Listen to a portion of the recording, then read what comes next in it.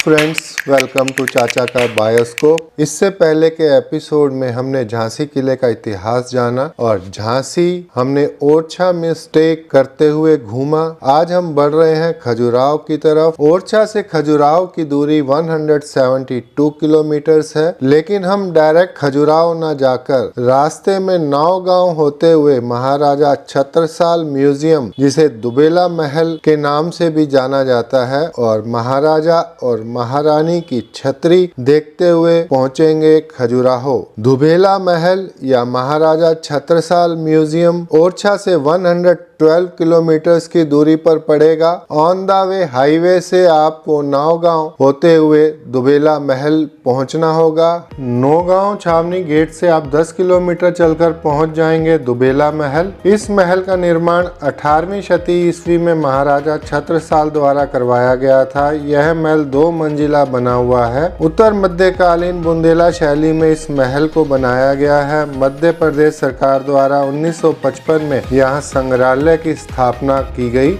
Museum सुबह 10 बजे से शाम को 5 बजे तक खुला रहता है। हर सोमवार और गस्टेड हॉलीडेज पर यह बंद रहता है। 20 रुपीज यहाँ पर एंट्री टिकट है। फॉरेनर्स के लिए 400 रुपीज। अगर आपके पास छोटा कैमरा है तो 250 रुपीज आपको देने होंगे। 15 साल तक के बच्चों और दिव्यांगों के लिए कोई टिकट नहीं है। यही टिकट छतरियों पर भी वैलिड रहेगी। म्यूजियम छतरपुर नौगांव हाईवे पर बना हुआ है। छतरपुर यहाँ से 15 किलोमीटर्स की दूरी पर है। खजुराहो यहाँ से 62 किलोमीटर्स की दूरी पर है। महाराजा छत्रसाल द्वारा रहने के लिए बनाए गए महल के अंदर यह म्यूजियम 1955 में बना था। इस म्यूजियम के अंदर 8 दीर्घाएं या 8 हॉल बने हुए हैं, जिसमें 2 हॉल्स के अंदर गुप्त और कलचुरी काल के शिलालेख, तांबे की प्लेटें, सती स्तंभ, लिंग और उत्कीर्ण चित्र प्रदर्शित किए गए हैं। संग्रहालय में शक्ति पंथ की मूर्तियों की एक बड़ी श्रृंखला है। जैन छवियों का एक महत्वपूर्ण संग्रह है। इस म्यूजियम के अंदर बुंदेला राजाओं के कपड़े, हथियार और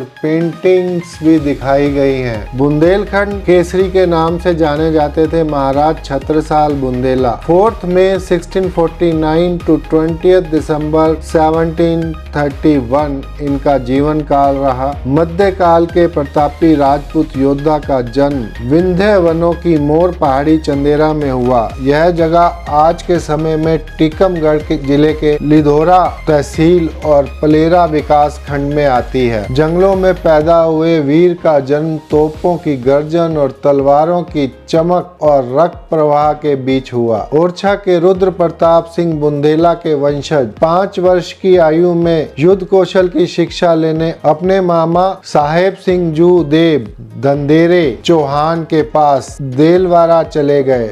देलवारा वर्तमान में जिला ललितपुर का हिस्सा है। अपने पिता पराक्रमी चंपत राय जूदेव जी की मृत्यु के समय वह केवल 12 वर्ष के थे। उन्होंने अपने पिता की इच्छा अनुसार परमार क्षत्रिय वंश की लड़की महारानी देव कुंवर राजे परमार से विवाह किया। बचपन में ही दुश्मनों ने पारंपरिक जागीर छीन ली थी और निकट संबंधियों के विश्वासघात के कारण उन्होंने अपने माँ बाप को खोया था। माँ बाप की मृत्यु के बाद वह अपने बड़े भाई अंगद सिंह जूदेव बुंदेला के साथ देवगढ़ चले गए। उन्होंने अपने भाई के साथ अपने पिता के मित्र राजा जय सिंह जूदेव बुंदेला के पास पहुंचकर सेना में भर्ती होकर सैन्य प्रशिक्षण लिया। राजा जय सिंह दिल्ली सल्तनत के लिए काम करते थे। औरंगजेब ने उन्हें दक्षिण विजय का काम सौंप दिया। महाराजा छत्रसाल जूदेव बुंदेला को पहली बार इस युद्ध में अपनी बहादुरी दिखाने का मौका मिला। 1665 में बीजापुर युद्ध और देवगढ़ के गोंडा राजा को पराजित किया। अगर इस युद्ध में उनका घोड़ा, जिसे बाद में भले भाई के नाम से पुकारा गया, अगर उनकी मदद नहीं करता तो शायद वह जीवित नहीं बचते। इतना पराक्रम दिखाने के बाद भी जीत का सेहरा मुगलों के भाई भतीजेवाद में बट गया। इससे उनका स्वाभिमान आहत हुआ और उन्होंने दिल्ली सेना को छोड़ दिया। इन दिनों छत्रपति शिवाजी का परचम लहरा रहा था। सन 1668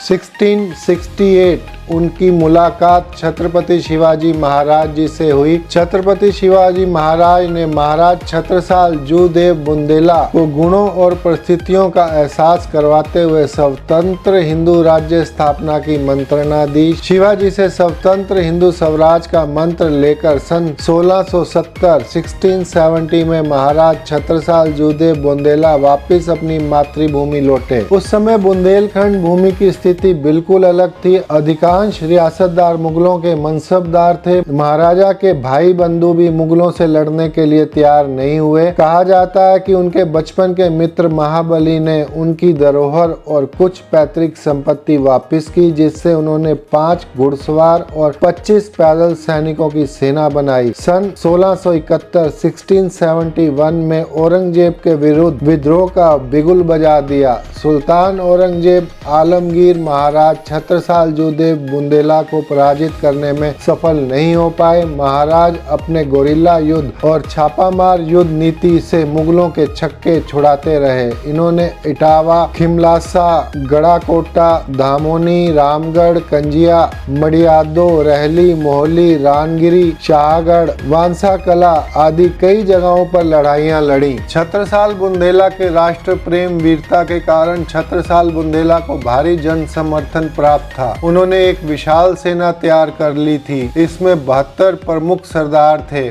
बसिया के युद्ध के बाद मुगलों ने छत्रसाल बुंदेला को महाराजा की मान्यता प्रदान की थी। इसके बाद छत्रसाल बुंदेला ने कालिंजर का किला भी जीत लिया और मांधाता को किलेदार घोषित किया। 1678 में उन्होंने पन्ना में राजधानी स्थापित की। योगीराज प्राणनाथ के निर्देशन में छत्रसाल का राज्याभिषेक किया गया था। छत्रसाल के शौर्य और पराक्रम से आहत होकर मुगल सरदार तैवर खां, अनवर खां, सहारुद्दीन हमीद ने बुंदेलखंड से दिल्ली का रुख कर लिया। बहदौल खां छत्रसाल के साथ लड़ाई में मारा गया। मुराद खां, दले खां, सेहद अफगान जैसे सिपाह सलार बुंदेला वीरों से पराजित होकर भाग गए थे। छत्रसाल के गुरु प्राणनाथ आजीवन क्षत्रियता एकता के संदेश देते रहे। छत्रसाल बुंदेला के विशाल राज्य के विस्तार के बारे में यह पंक्तियां गौरव के साथ दोहराई जाती हैं। इत यमुना उत नर्मदा इत चंबल उत ठोस, छत्रसाल सो लरन की रही न काहू होश।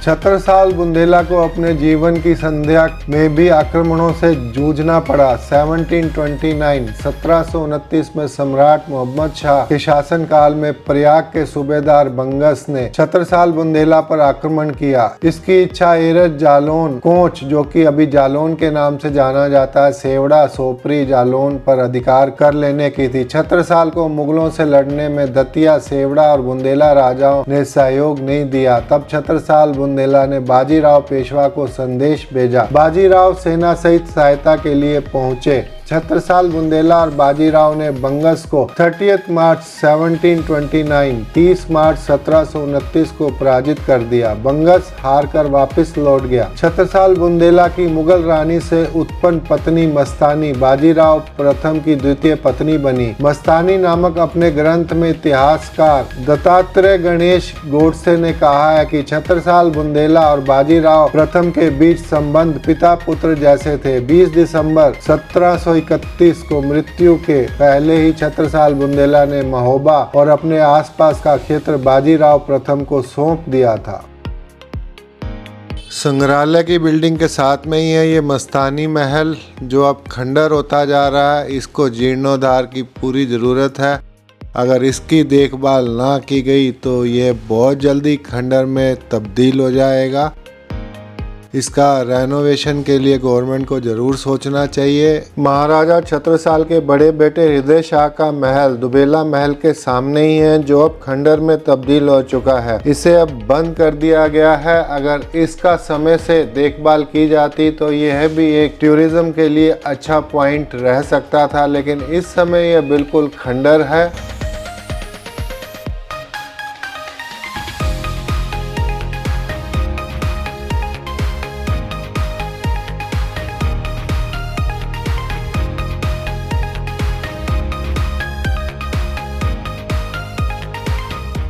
बुंदेला महल संग्रहालय घूमने के बाद बढ़ जाएं छतरियां देखने के लिए। दुबेला महल के पीछे बनी बड़ी सी लेक के किनारे ही है छतरियाँ। सड़क छोटी जरूर है लेकिन पक्की बनी हुई है। आपकी कार बड़ी आराम से चली जाएगी। आपको लेफ्ट साइड पर ही जाना होगा।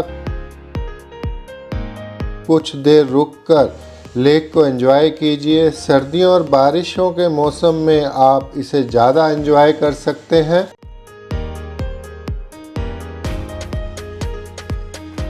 सबसे पहले आएगी महारानी कमलावती या वहाँ लिखा होगा कमलापति की छतरी या समाधि, और उससे कुछ दूर ही जाने पर आएगी महाराज छत्रसाल की समाधि या कहें छतरी। रानी कमलापति या रानी कमलावती महल का निर्माण महाराजा छत्रसाल द्वारा अपनी बड़ी रानी कमलावती की याद में करवाया गया था। यह महल 2 मंजिला बना हुआ है। एंट्री गेट पर मेहराब बनी हुई है। यहाँ 7 डोम बने हुए हैं और 48 कट दिए गए हैं लोटस फ्लावर के पैटर्न में, और महल में हरे लाल रंग के फूल पत्तियों के चित्र बने हुए हैं। महल का शिखर अष्टकोणीय है, गुंबदाकार है। महल के चित्र बुंदेला शैली में बने हुए हैं और कुल 180 चित्र बने हुए हैं, जिनको बनाने में फ्रेस्को तकनीक का इस्तेमाल किया गया है, जिस तकनीक के बारे में हमने ओरछा के एपिसोड में भी जाना। अगर आपने ओरछा के एपिसोड नहीं देखे हैं तो डिस्क्रिप्शन में उनके लिंक दिए हुए हैं, और आई बटन पर भी क्लिक कर उन एपिसोड्स को देख सकते हैं। बहुत खूबसूरत समाधि स्थल बनाया गया है। बुंदेला झील के किनारे आपको अच्छा एहसास देगा।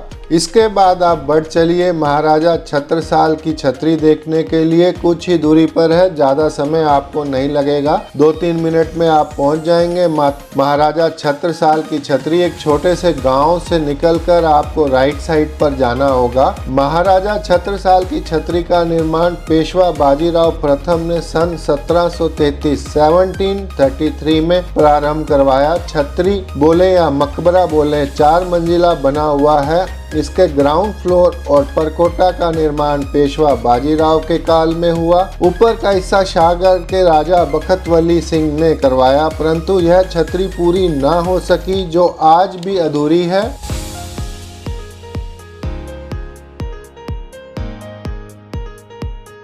मुख्य समाधि अष्टकोणीय है और इसका द्वार भी मेहराबदार बना हुआ है।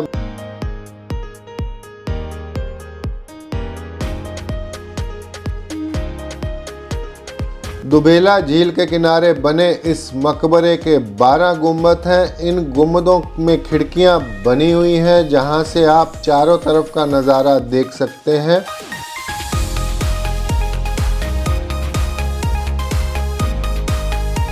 मकबरे की छत गुंबदाकार है।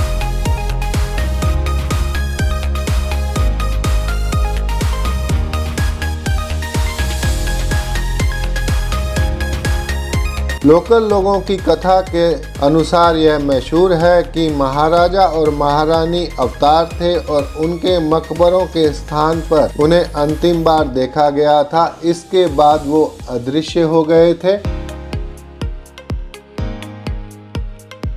महाराजा छत्रसाल का मकबरा या समाधि देखने के बाद बाहर आएंगे तो राइट साइड में उनके घोड़े की भी समाधि बनी हुई है। भले भाई जो घोड़े का नाम था, महाराजा के जाने के बाद उसने भी अपने प्राण त्याग दिए थे। भले भाई की समाधि पर भी जाना नहीं भूलिएगा। और समाधि देखने के बाद पास में ही कृष्ण मंदिर है, वहाँ हम नहीं जा पाए क्योंकि हमारे पास समय की थोड़ी कमी थी और हमें खजुराहो पहुँचना था।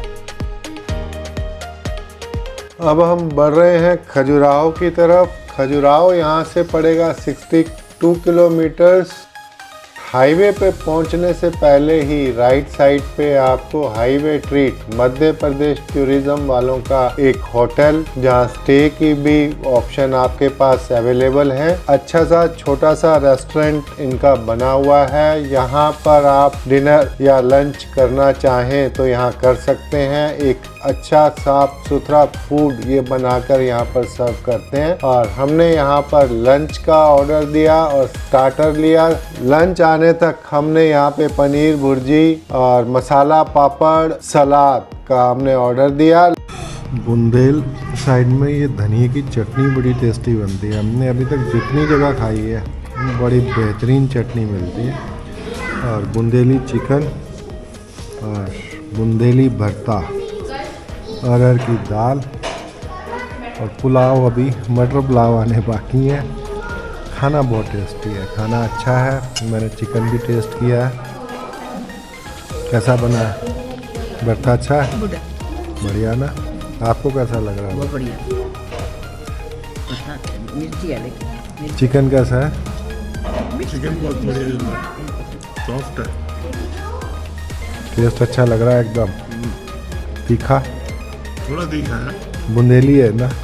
लेकिन ठीक है, मौसम के हिसाब से अच्छा है। बहुत अच्छा, तो एंजॉय कर रहे हैं हम लोग। बुंदेली खाना खाने में थोड़ा सा तीखा जरूर रहता है, लेकिन इतनी ज़्यादा मिर्ची आपको नहीं लगेगी। एक अच्छा टेस्ट सर्दी के अंदर तो वैसे भी एक बहुत बढ़िया टेस्ट हमारे को यहाँ खाने का मिला। खाना खाकर बढ़ चले हम खजुराहो की तरफ। ये 62 किलोमीटर्स विद इन 1 आवर आप क्रॉस कर जाएंगे, क्योंकि हाईवे बहुत ही अच्छा है। और अगले एपिसोड में मिलेंगे, खजुराहो के बारे में जानेंगे, खजुराहो घूमेंगे और वहाँ के मंदिरों के बारे में गाइड से पूरी जानकारी लेंगे, वहाँ के इतिहास का पता करेंगे। तो दोस्तों बने रहिए अपने चैनल चाचा का बायोस्कोप के साथ। मिलते हैं नेक्स्ट फ्राइडे खजुराहो के नए एपिसोड के साथ।